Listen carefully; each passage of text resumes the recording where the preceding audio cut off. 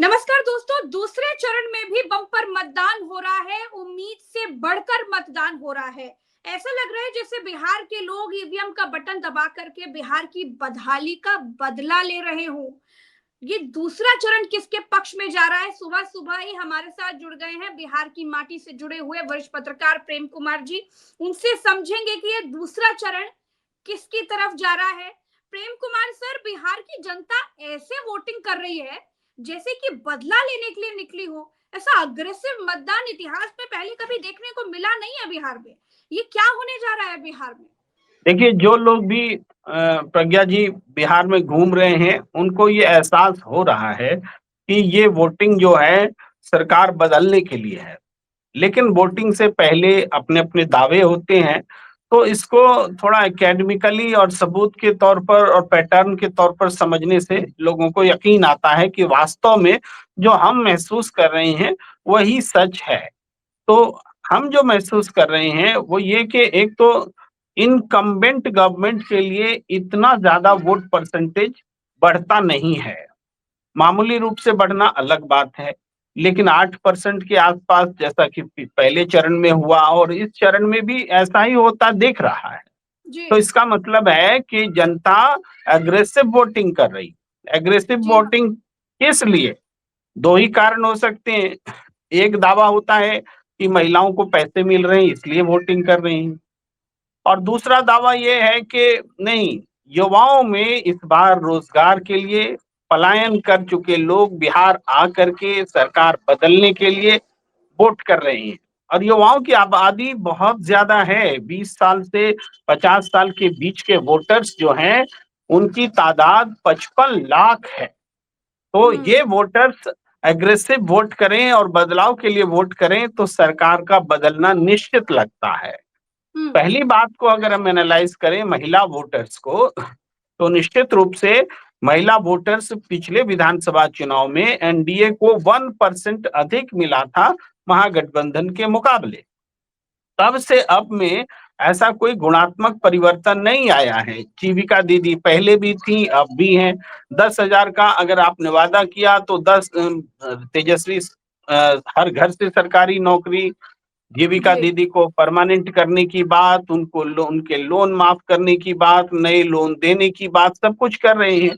तो इसके अलावा और क्या बात है कि जीविका दीदी भी अ, ऐसा नहीं है कि आर्थिक आधार पर ही वोट करेंगी। आर्थिक आधार एक आधार होता है, लेकिन सामाजिक आधार बहुत मजबूत है। उदाहरण के लिए किसी जी। यादव महिला से आप उम्मीद नहीं कर सकते कि वो यादव का जो नेचर है, पॉलिटिकल जो एस्पिरेशंस हैं, उससे अलग हट करके वो इसलिए वोट कर दे कि 10,000 रुपए मिले हैं, ये नहीं है। ये मैंने बिल्कुल, बस एक जाति यादव संबंधी का फैमिली से बहुत असर उदाहरण है दिया। यहाँ पे। जी, जी, जी। बिल्कुल। बाकी अच्छा, जाति एक में भी चीज और ऐसी बात है। मैं एक चीज और, sorry for interrupting you Prem Kumar sir, लेकिन अभी अभी एक बहुत बड़ी खबर आई है। एक बड़ा एक वीडियो हमारे हाथ लग गया है, क्योंकि ये जबरदस्त वोटिंग हो रही है और अग्रेसिव वोटिंग दिख रही है। और ये जो बम्पर वोटिंग हो रही है, इसके क्या मायने हैं, ये खुद एनडीए के साथी बता रहे हैं। ओम प्रकाश राजभर सुभाषपा के राष्ट्रीय अध्यक्ष हैं, एनडीए के साथी हैं। मैं आपको सुना देती हूँ ये क्या कुछ कह रहे हैं जबरदस्त वोटिंग को देखकर। मैंने एक दिन गूगल पे देखा तो ये देखने को मिला कि ज्यादा जब वोटिंग हुई है तो आरजेडी की सरकार बनी है।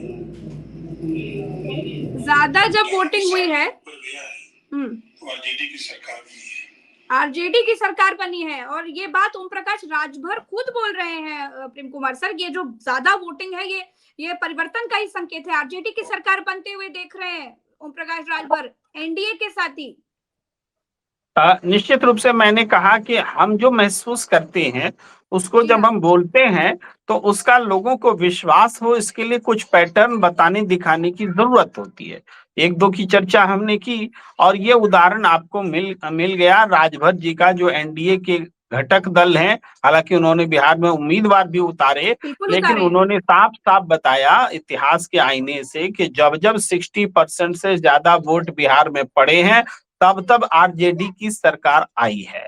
ये एक ऐतिहासिक सच है और तथ्य है। वही बात राजभर जी बोल रहे थे। तो हम्म। ये भी उस पैटर्न को मजबूत करता है जो ये बता रहे हैं कि अग्रेसिव वोटिंग का मतलब क्या है। जी। जी सर, पूरा पहला चरण देखिए बदलाव के नाम रहा, दावे भी हमने देखे और तस्वीरें भी हम लगातार देख रहे हैं। लेकिन पहले चरण के बाद भाजपा की भाषा और बॉडी लैंग्वेज देख करके लग रहा था कि खेला हो चुका है। लेकिन दूसरे चरण से पहले खबरें ये आई कि अमित शाह होटल के कमरों में सीसीटीवी बंद करवा कर, लाइटें बंद करवा कर अधिकारियों पर दबाव बनवाने की कोशिश कर रहे हैं। ये आरोप आरजेडी और कांग्रेस ने लगाए। आपको क्या लगता है, जब विपक्ष इतना सजग है तो फिर गड़बड़ी के कितने चांसेस हो सकते हैं सर? ये बात महत्वपूर्ण है कि विपक्ष बहुत सजग है और वोट चोरी का जितना जोर शोर के साथ इस बार चर्चा हुई है, और उसी के जवाब में लोग वोट चोरी रोके इसके लिए भी सजग हैं। हमने देखा समस्तीपुर, नालंदा, अलग अलग इलाकों में जहां स्ट्रांग रूम है, जहां सीसीटीवी कैमरे से बाहर में स्क्रीन लगा हुआ है, वो स्क्रीन जैसे ही ऑफ होते हैं, आधा एक घंटा के लिए ऑफ होते हैं, तो ऐसा नहीं कि लोग चुपचाप कर लेते हैं, बवाल करते हैं कि ऑफ हो गया, चुनाव आयोग जवाब दो। और इस दौरान अगर कोई संदिग्ध मूवमेंट होता है तो उसको भी ट्विटर पर, सोशल मीडिया पर रखते हैं। तो ये वो चीज है जो पहरेदारी जिसको बोलते हैं, जिस बारे में तेजस्वी यादव और राहुल गांधी ने बार बार कहा कि इस बार बिहार में हम वोट चोरी होने नहीं देंगे, उसका ये प्रमाण दिखता है। आपने एक बात कही कि लोगों के हाव भाव बहुत के बदल गए हैं, उसमें हम आपको याद दिलाना चाहेंगे, जैसे राजनाथ सिंह की एक बाइट आई, बहुत चर्चा में है। उन्होंने कहा कि जेडीयू, आरजेडी, कांग्रेस सब भ्रम फैला रहे हैं। अब बताइए, जिस जेडीयू के नेतृत्व में आप चुनाव लड़ रहे हैं, वही जब भ्रम फैला रहा है, इसका मतलब है कि मुंह से निकल गई उनके।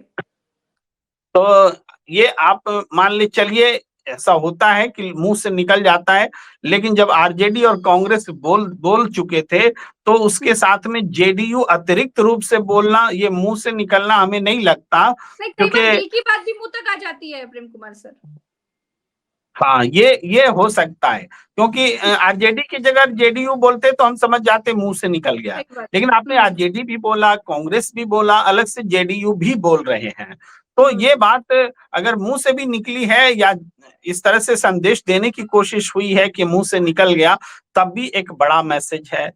इसके बाद हम देखें, जैसे मुकेश सहनी को लेकर के बातें प्रचारित की जाती हैं कि मुकेश सहनी अब महागठबंधन छोड़ने वाले हैं, अब ऐलान करने वाले हैं, प्रेस कॉन्फ्रेंस करने वाले हैं।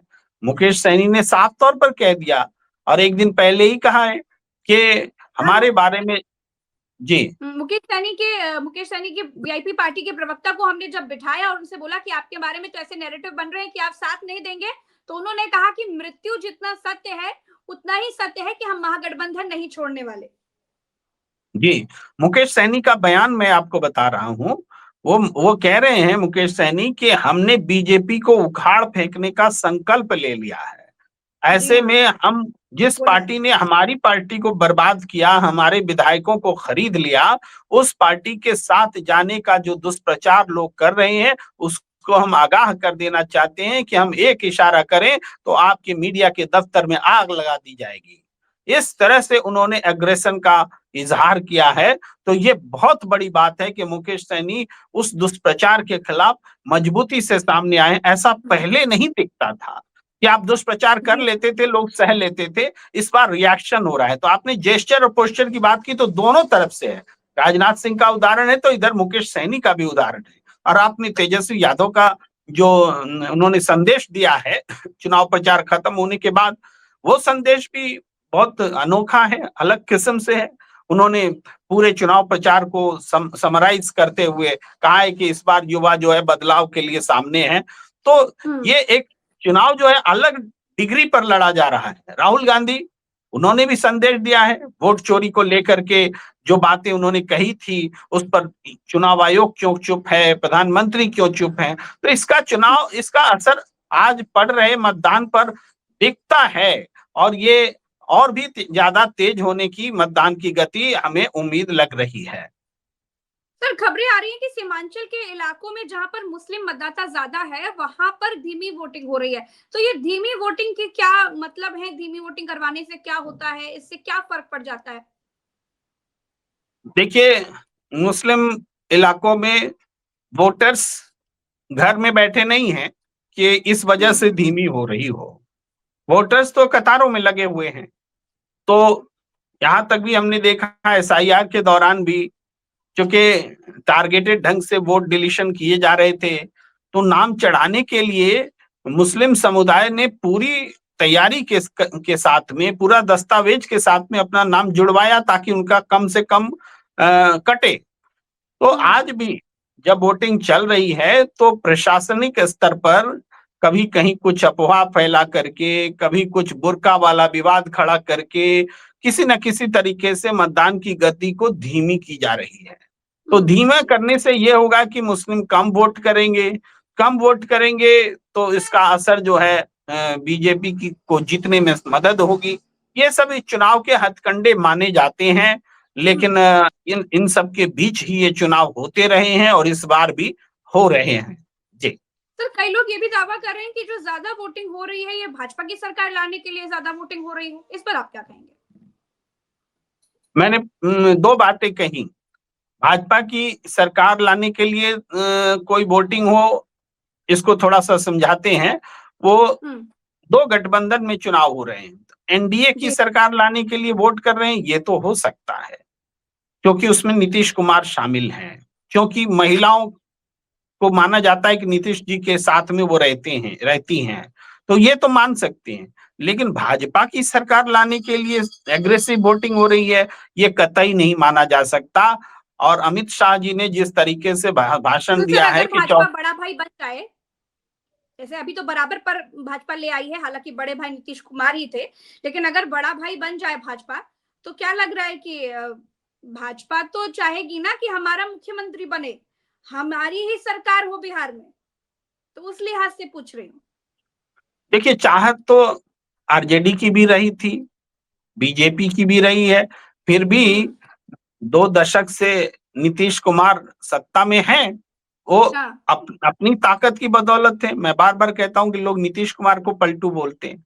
पलटू तो दोनों गठबंधन के नेता हैं जो उनको बुला के अपने यहाँ शरण देते हैं, उनकी तारीफ करते हैं। अभी बीजेपी बोलती है वो जंगल राज, और उसी जंगल राज वाले के साथ में नीतीश कुमार सरकार भी बना लेते हैं, तो उस समय कुछ नहीं होता। नीतीश कुमार भी उस समय आज जंगल राज बोल रहे होते हैं, आज मौका मिलता है तो सरकार बना लेते हैं। नीतीश कुमार सांप्रदायिक बताते हैं बीजेपी को, मौका मिलता है तो सरकार बना लेते हैं। तो मजबूरी सिर्फ नीतीश कुमार की नहीं होती, मजबूरी उनकी भी होती है जो अपनी सरकार खुद बनाना चाहते हैं। इस बार भी देखिए, मैं कह रहा था कि अमित शाह जी का बयान देख लीजिए। अभी उन्होंने कहा कि 14 तारीख को भाजपा सरकार बनने जा रही है।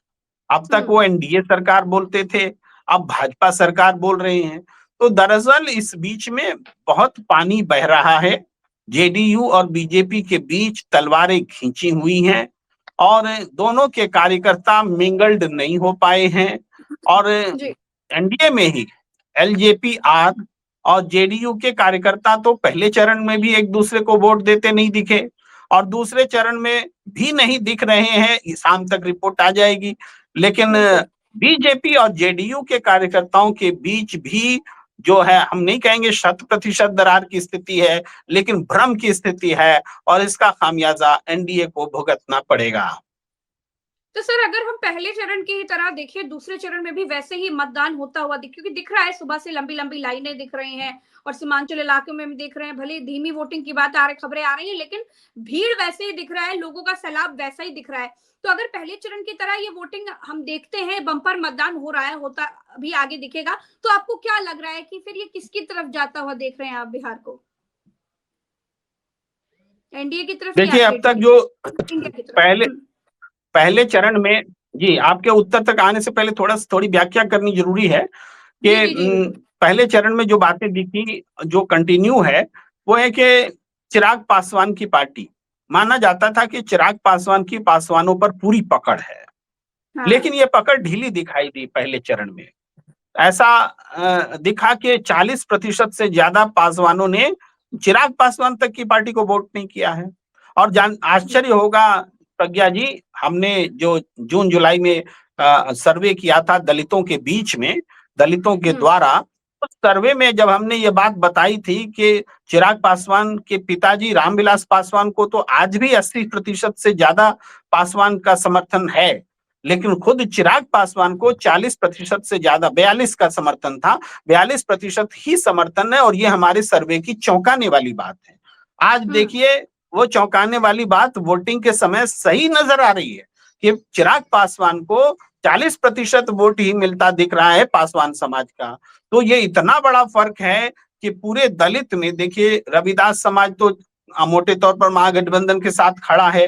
अब इसमें अगर 50% या 40% भी अगर उधर है और इधर महागठबंधन की तरफ आ जाए तो ये पूरा चुनाव बदल जाता है। तो ये एक बड़ी घटना घट रही है। दूसरी बात है कि जैसे सवर्ण में भूमिहार हैं, तो इस बार भूमिहारों पर महागठबंधन ने भी दांव लगाया है। तो हमने कई सीटों पर जैसे देखा था पहले चरण में मटिहानी में, पहले चरण में ही देखा था परबत्ता में, इन सब जगह पर भूमिहारों ने स्प्लिट होकर के वोटिंग की, महागठबंधन के पक्ष में वोटिंग की।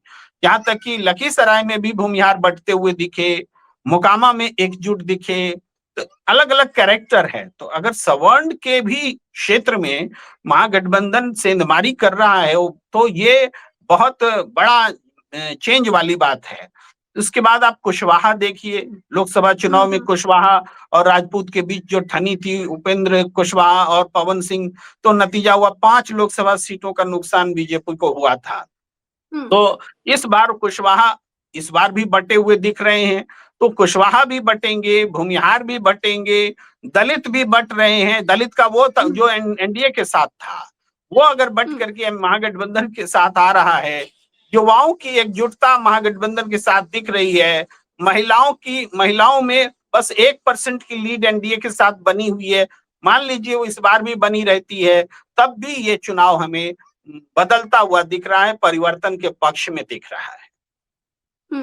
चलिए, बहुत बहुत शुक्रिया प्रेम कुमार सर, अपने समय दिए। दर्शकों का भी बहुत बहुत आभार। तो वोटिंग चल रही है बिहार में, जबरदस्त मतदान हो रहा है, धुआंधार वोटिंग बिल्कुल पहले चरण की तरह ही दिख रही है। ये पैटर्न पहले चरण वाला ही है।